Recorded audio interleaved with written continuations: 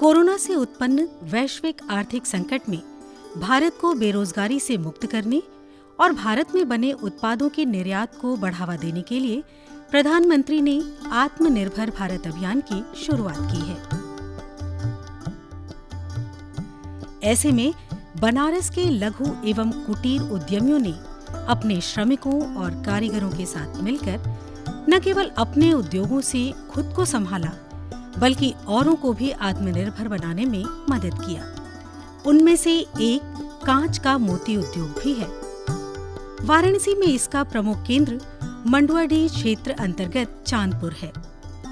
रंग बिरंगे, सुंदर और कलात्मक मोतियों का ये उद्योग अत्यंत ही कम लागत में प्रारंभ होकर आज विश्व के लगभग 70 देशों में अपनी चमक बिखेर रहा है। चेकोस्लोवाकिया से मिस्टर और मिसेज हेनरिक 2 एक्सपर्ट बुलाए थे, वहाँ BHU में ट्रेनिंग ली। ट्रेनिंग लेने के बाद हमारे पिताजी खुद अपने हाथ से मोती बनाते थे। हमारी दादी जी उसकी गुथाई करती थी और साइकिल से जाके विश्वनाथ गली में बेच के आते थे। ऐसे ये कंपनी स्टार्ट हुई। इसके बाद मैं 1970 में व्यापार में आया। सन 1971 में जनवरी माह से हम लोगों ने एक्सपोर्ट के लिए प्रयास शुरू किया और भगवान के आशीर्वाद से सक्सेस पे सक्सेस मिलती चली गई और बाई 1995 हम लोग 70 देशों को निर्यात करने लगे ये शीशे के मोती। रंगों के संयोजन और नई तकनीक से लगभग इस उद्योग में 50 तरह की मोतियां तैयार की जाती हैं। लड़ियों से सजी इन मोतियों से नाना प्रकार के आभूषण तैयार किए जाते हैं तथा फैंसी आभूषणों को उपहार स्वरूप दिया जाता है। मोतियों को तैयार करने की प्रक्रिया में प्रत्येक स्तर पर लोग रोजगार से जुड़े हुए हैं। 2 साल से मोती फैक्ट्री के बारे में मुझे पता चला कि यहाँ रोजगार मिलता है और मेरे पति एक्सपायर कर गए तो मैं यहाँ पे आई हूँ और काफ़ी यहाँ पे सुविधा और सेफ्टी दोनों मुझे मिला है, जिसकी वजह से इसी की सैलरी से हम अपने बच्चों का पालन पोषण करते हैं। इन सुंदर और कलात्मक मोतियों को बनाने के लिए ग्लास स्टिक का इस्तेमाल किया जाता है। इन मोतियों को मशीन और हाथों द्वारा बनाया जाता है। कांच के स्टिक से इस डायमंड कोटिंग मशीन पर मोतियों की कटिंग की जाती है। इस तरह से मोती कटिंग को ट्यूब कटिंग कहते हैं। हम 15 साल से काम करते हैं। राट से समझ के हम लोग मोती बनाते हैं। अंडा है, सुराई है, गडेरी है, हम लोग बनाते हैं। अपने बच्चों का पालन पोषण करते हैं। कटिंग के बाद इन मोतियों की सफाई मशीन द्वारा की जाती है। उसके बाद खराब मोतियों को चुनकर अलग कर दिया जाता है। प्लेन मोतियों को मांग के अनुरूप उन पर मशीन द्वारा अलग अलग डिजाइन कटिंग करके बनाया जाता है। इस तरह कटिंग वाली मोतियों को फेस्टेड बीड्स कहते हैं। ये जो कटिंग की जाती है इस कटिंग को कहा जाता है फेसेटेड। इसमें अलग अलग तरह की पहल काटते हैं। पहल का नाम हम लोग इंग्लिश में फेसेटेड कहते हैं। इसमें कई हम लोग शेप बना सकते हैं। आप इसमें देखेंगे इसमें कई तरह के, इसमें गोली भी है, अंडा भी है और चपटा मोती भी है। कई तरह के प्रकार इसमें हम बना सकते हैं। उसके बाद इन मोतियों की सफाई मशीन द्वारा की जाती है। तत्पश्चात केमिकल डालकर मोतियों की पॉलिश मशीनों द्वारा की जाती है।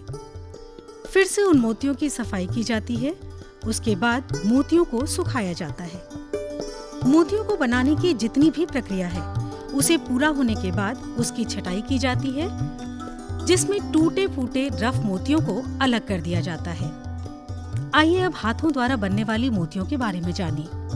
इन मोतियों को तांबे के वायर पर खड़िया लगाकर आग की भट्टी पर ग्लास स्टिक को डाई पर रखकर धीरे धीरे ढालते हैं।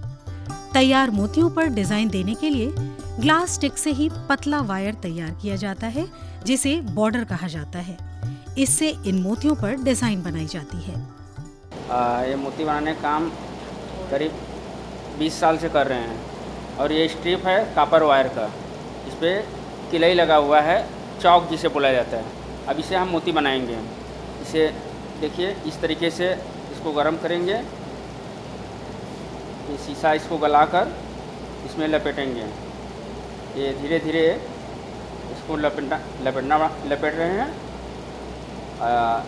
लपेटने के बाद छोटा साइज में इसको इस तरह अलग करेंगे, फिर इस पर स्ट्रिप लगाएंगे। स्ट्रिप लगाने का एक तरीका है, ये स्ट्रिप हमारा लग रहा है, ये लग गया। अब इसे मोल्ड में ले जाएंगे और धीरे धीरे मोल्ड में इसको घुमाएंगे। फिर इसके बाद ये स्ट्रिप फिर थोड़ा गर्म करेंगे, फिर ये बीड इस तरह तैयार होता है। मशीन व हाथों द्वारा तैयार इन मोतियों को तथा इनसे बनी ज्वेलरी को बड़े सावधानी से पैकिंग की जाती है, जिससे इनका निर्यात दूसरे देशों में अच्छे तरीके से किया जा सके। बेशक मशीनों से ज्यादा मोतियां तैयार होती हैं, फिर भी हाथों द्वारा बनाई जाने वाली कलात्मक मोतियों की मांग आज भी ज्यादा है। हुनर के कदरदानों की कमी नहीं है। यही कारण है कि बड़े उद्योगों के साथ साथ गांव में रहने वाली महिलाएं भी इस व्यवसाय से जुड़कर अपना जीवन यापन कर रही हैं। मोती माला गुते हैं, यही गुथाई करते हैं। 100-200 तक काम कर लेते हैं। लॉकडाउन भर हम लोग को मिला था, हम लोग लॉकडाउन में बैठे नहीं। राज्य सरकार ने औद्योगिक क्षेत्र को निर्देशित किया है कि वे लॉकडाउन के दौरान अपने घर लौटे प्रवासी मजदूरों को भी रोजगार प्रदान करें, जिससे वे भी आत्मनिर्भर बन सके। मैं मुंबई से आया हूँ।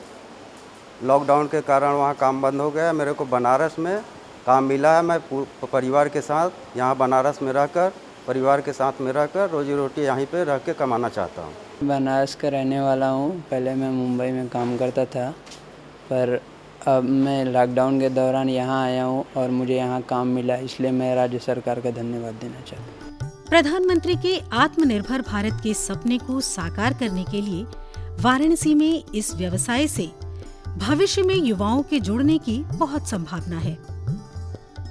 मोदी जी का जो सपना है आत्मनिर्भर भारत, और ये देश में बहुत अच्छी प्रगति प्रदान करेगा, और ये बहुत ही अच्छा उनका प्लान है जिससे अपने देश को तरक्की ज़रूर मिलेगी। हम लोगों की जो युवा पीढ़ी है ये इसमें बहुत अच्छा आत्मनिर्भर में मोदी जी के सपने को साकार कर सकती है। वास्तव में ये हुनर हजारों लोगों के जीवन यापन का स्रोत है। वाराणसी का यह कांच का मोती उद्योग हमारे प्रधानमंत्री के आत्मनिर्भर भारत के सपने को गति प्रदान कर रहा है।